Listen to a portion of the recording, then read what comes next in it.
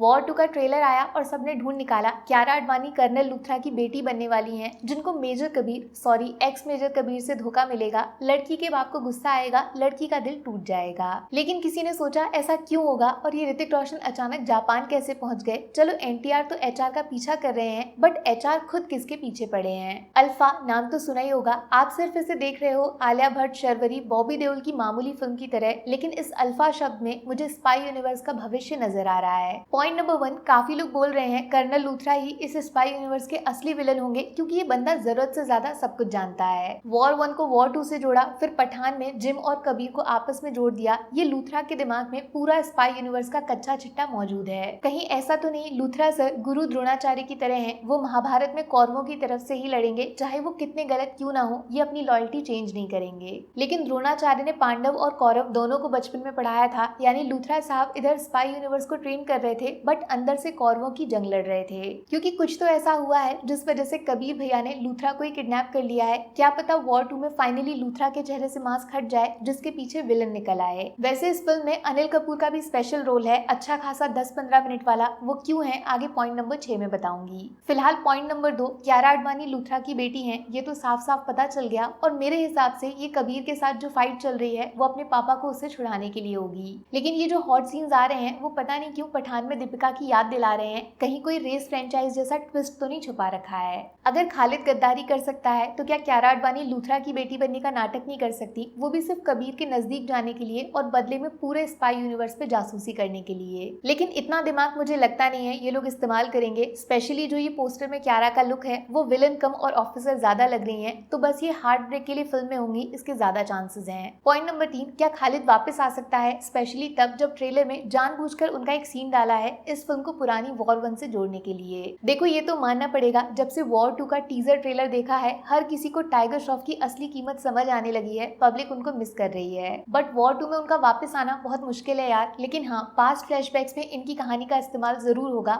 100% होगा, जिसमें टाइगर का कैमियो भी दिखाया जाएगा। पॉइंट नंबर 4, एनटीआर का स्पाई यूनिवर्स से जुड़ना प्रोफेशनल कम और पर्सनल ज्यादा लग रहा है। वैसे मेरे हिसाब से तो ये सेम उसी दुश्मन से लड़ रहे हैं जिन्होंने जिम को किडनैप किया था, तो चांसेस बनते हैं ना एनटीआर जिम के भैया हो और पठान में जिम की विदाई के बाद वो अपने भाई को ढूंढ रहे हैं और शुरुआत उसके बेस्ट फ्रेंड कबीर से की गई है। पहले उस दुश्मन के पास गए जिन्होंने जिम के परिवार को मार डाला था, बाद में कबीर से आके भिड़ेंगे, तब पता चलेगा पठान ने जिम को बाय बाय किया था। और ऐसे ही एनटीआर आगे भी स्पाई यूनिवर्स में दर्शन देते रहेंगे। वैसे अंदर की बात यह है एनटीआर ने वाईआरएफ के साथ मल्टीपल मूवीज की डील साइन की है, उनका कैरेक्टर वॉर 2 में खत्म नहीं होगा, तो ये बात कंफर्म है वो विलन किसी एंगल से नहीं है, बैटमैन सुपरमैन टाइप मामला है। हाँ, तो पॉइंट नंबर 5, वॉर 2 के ट्रेलर में घटिया वीएफएक्स तो सबने नोटिस कर लिए, लेकिन उसी वीएफएक्स के अंदर गौर से देखा मेजर कबीर के साथ ये लड़की है कौन। मानो या ना मानो इस ट्रेलर का सबसे मिस्टीरियस और सबसे इंपॉर्टेंट चेहरा यही लड़की है दोस्त, जिसको खुद कबीर को बचाने आना पड़ा। अब या तो ये फैमिली एंगल होगा लूथरा की बेटी नंबर 2 जिसको बचा के कियारा आडवाणी का गुस्सा ठंडा किया जा रहा है, या फिर ये खालिद से भी जुड़ा हो सकता है जिसके रास्ते उसकी कहानी को वॉर 2 से जोड़ा जा सकता है। लेकिन ये जो भी है इसके पीछे जूनियर एनटीआर हाथ धोकर पड़े हैं। ये ट्रेन वाला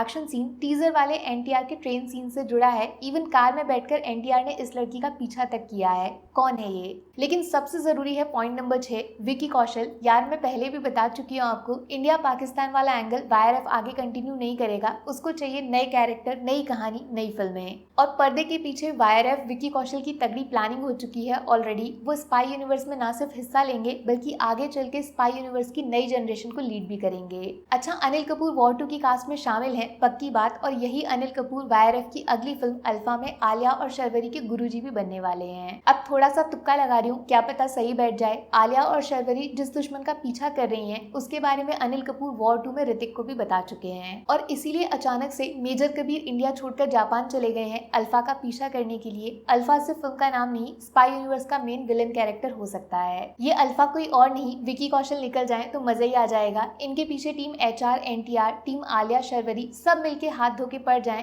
तब स्पाई यूनिवर्स पाकिस्तान से हटके चाइना, जापान पहुंच जाएगा। लेकिन पॉइंट नंबर 7 आपको हिला के रख देगा, क्योंकि मेरे हिसाब से अल्फा अकेला नहीं आएगा, उसके पास वो पूरी टीम होगी जो अभी तक स्पाई यूनिवर्स में तबाही मचा रही थी। बैड गाइज ऑफ वाईआरएफ, जिसमें जिम का कमबैक 1000% पक्का है। इवन अल्फा में बॉबी देओल एक नए विलन की तरह आने वाले हैं। क्या पता ये सब मिलकर जोया रुबाई सबको मार ही डालें और पाकिस्तान का कनेक्शन ही खत्म कर दें, फिर बाद में कभी इस सबको इमोशनल टाइगर पठान के बदले से जोड़ दें। कंफर्म बात यह है विक्की कौशल आ रहे हैं और शायद अल्फा इनका ही कोड नेम है जिस तक पहुंचने के लिए हमें पहले वॉर 2 और बाद में आलिया भट्ट की फिल्म से होकर गुजरना पड़ेगा।